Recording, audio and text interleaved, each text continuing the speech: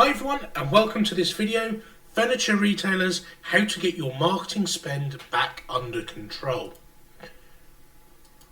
So, a little bit about us. I'm Martin and I'm the founder here at Blue Thirst. We're a digital marketing agency. We're a Google Premier partner, so all of my staff have passed exams and our accounts are regularly audited by Google to make sure that they're being run at an acceptable level. We're also a Bing partner and we're also Facebook Blueprint certified. So it amazes me how many people haven't done these simple calculations, because to get your costs under control again, you need to really understand your margins, and without knowing that data, it's impossible. So we're going to go through a really kind of oversimplified way of how we would go about doing this. So there are set number of costs for any product that you're selling. So there's a purchase cost if you buy stuff in, or there's a production cost if you make it. So in this example, it's £350, obviously varies by product. There'll be a picking or a warehousing cost. In this instance, we've put an example in of £25. There'll be a shipping cost, again, completely dependent where you're sending, weight, size, etc. For this example, we've put that in at £40, and there'll be other costs as well. So there'll be VATs, and there'll be taxes, and there might be other duties, and there might be your marketing team's costs. So we've put that all together as £25 per product sold, giving this example cost of £440. Now, it's important you go through and you work out actually what are all your costs. You've probably got an accountant. The first thing I would do is I would work with my accountant and work out what are my costs, how many products am I forecasting selling, and then dividing that cost over all of those products. So once we've calculated that, and we've got our kind of unit cost, we could call that, and we've got our recommended retail price. So in this example, our costs are £440, and our RRP, what we're going to try and sell the product for, is £1,000. So that gives us a margin between these two numbers. In this example, is £550. But out of that margin, we need a percentage. The way we tend to work is a percentage of the value of the product we're given as a target to spend to sell that product. So in this example, £1,000 product at 10% would give us £100 to sell that product for. So if we sold 2 products, we could spend up to £200. If we sold 10 products, we could spend up to £1,000 to sell those 10 products. And that leaves a margin left of £450. Now, depending on how you calculate this might be your profit, or it might be used to pay for some other costs as well. Again, it depends how you want to calculate that figure. But what you really need to be looking at, and the important number is, of the value of the product that you're selling. And again, be careful with, does it include VAT, doesn't it include VAT, does it include shipping, doesn't it include shipping? What percentage of the value of that product can you afford to give away to sell that product? So in this example, we've set 10% as our target, because 10% over £1,000 product would be profitable. Now, this varies massively by sector. So we have clients who have much higher margins. We also have clients who have much tighter margins. So, we have one client where our media costs, so any money we spend plus our management costs, need to be less than 1% of the value of the product. So if we sell a product for £100, we can spend £1 to sell that product. So again, it varies massive, and there's not a right answer that will fit everything. It is specific to each individual unit or product that you sell, because it's going to have a different purchase price, it's going to have a different margin within that. So what you really need to know is, by product or by product group or by brand or by category, you need to be giving your marketing agency a target to work to. So not only a revenue target, but actually a profitability target, and that normally comes out of setting what we would call a cost of sale for your marketing exercise. So in the furniture sector, let's continue pushing this example. So here is our lovely corner sofa that we're selling. The RRP on our corner sofa is £1,000. We've calculated that we can afford £100 or 10% of the RRP to sell that product. Now, the most sensitive metric which will allow us to either run a profitable campaign or a loss-leading campaign is the site's conversion rate. So that is how many people that come to the site actually purchase the product. And when you calculate this, your agency, or if you've got a marketing team that do this, should be calculating it at an individual keyword if it's text ads you're running, at a shopping ad if it's PLA shopping ads that you're running, or per audience or per campaign if it's a social campaign. So if it's something you're running on Facebook, I would be calculating that at an ad creative level, but I'd also be calculating it at an audience level. So if I've got a 2% similar to a remarketing list, for example, and I'm running that on Instagram, what is the cost of sale of the adverts with that audience? And then you'd be testing different ad creative to that audience to see if you can improve the return on investment on that particular ad group. So in this example, the maximum that we can afford per click, so max CPC stands for the maximum cost per click, so the maximum cost that I can afford to bring one customer to your site with a site conversion rate of 5% is £100, which is our 10% RRP figure, times by 5%, which is our conversion rate figure, and that gives me a maximum cost of £5 to get one person to the site, because as we get 100 people there, 5 will do that, and then that will become our £100 10% RRP figure, which we've already calculated as being the golden profitable number that we need to hit to sell this sofa profitably. So the next thing we look at is if the conversion rate was 10%, you can see how sensitive this figure is now. Rather than only having £5 to spend, we would have £10 to spend. So that 10%, if you've got a 10% conversion rate, it probably means, that's very high for an e-commerce site.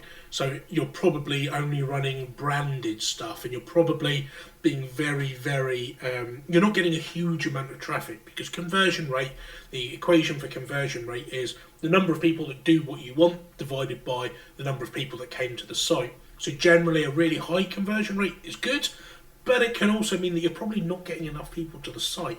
And if people are only coming to the site because they're coming through your brand campaign, what you'll find is as you start operating other channels where maybe people aren't so far down the sales process, your conversion rate actually drops because you're bringing in more researchers, or you're coming in more people who are in the comparison part of their journey. So conversion rate isn't an absolute figure, it's something that can be flexible. I would rather have a lower conversion rate on a huge amount of traffic than a really high conversion rate on a really small amount of traffic, because it's less risky. If you can have a lower conversion rate but you have a lot more traffic, that's a kind of safer way to run a campaign if it's still profitable. Now if we look at the other way, this is probably a more realistic conversion rate. So if you're converting at 1%, rather than having our £10 figure, we've actually now only got £1, which is our maximum cost to get one person to the site, because £100, which is our advertising margin, times by 1% is £1. So you can kind of see how sensitive conversion rate is, and if you like for like customer can improve that conversion rate through faster loading sites, through mobile optimized sites, through better landing page, through better content, that allows your marketing teams to spend more per customer, or spend the same amount per customer, and you have a higher profit margin at the end of the day. But conversion rate is something to definitely look at, but something to be a little bit mindful of, that because it is a figure of how many people come to the site, if you start bringing less people to the site, you can improve your conversion rate but actually make less revenue overall. So always look at those final metrics, which is how much profit you're making in your site. Okay, so armed with that data, the next step would be to run over to the Google Ads keyword tool. Take this data with a pinch of salt, because it's not absolute. It will give you an idea of costs. But what we can do is we can specify a max CPC. Now, Without going into too much detail, there's a difference between your max CPC and what you'll actually pay. And I'll do a separate video about why there's these two numbers. So you can bid £1 but only end up paying 50p. So where we discussed how conversion rate massively varied how much our maximum cost per click can be, this is why it's important at this end, because if we can modify and increase our max CPC, sorry, we can now get in front of a lot more impressions, and that will lead to a lot more clicks. So if we were to set our max CPC, so let's get to about the top of the curve, which is around there, at £8.75, Google estimates we'd actually be paying £3.50 per click. We'd be sitting in an average position of 1.2 and over, so I've run this over the next quarter, which is April to June.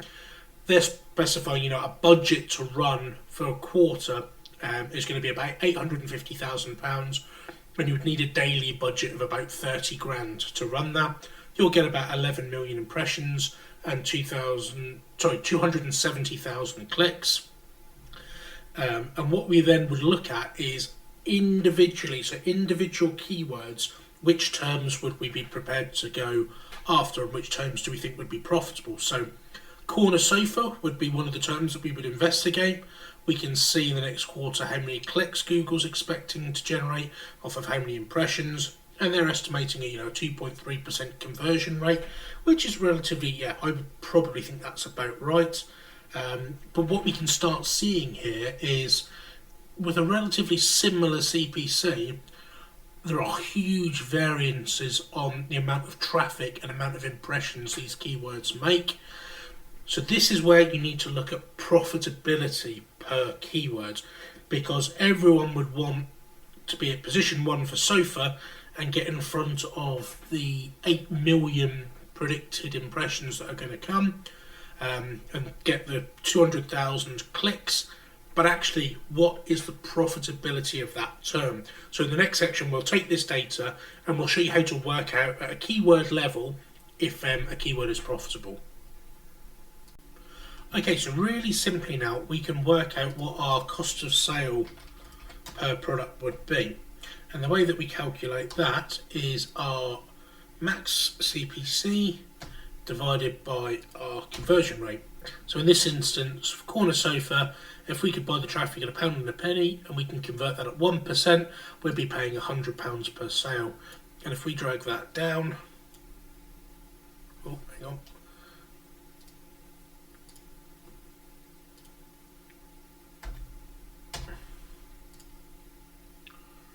C9, yep, that's good. If we drag that down, we can see.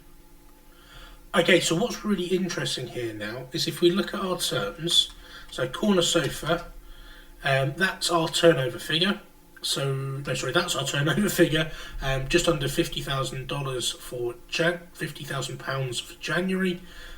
It's not our highest converting term, and it's also not our highest traffic term either.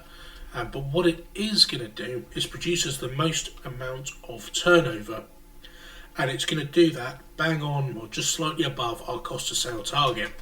If we look at corner sofa bed, because we've actually tested that that's got a higher conversion rate, okay, it's not making the most amount of revenue, turnover, but it is actually our most profitable term out of the three.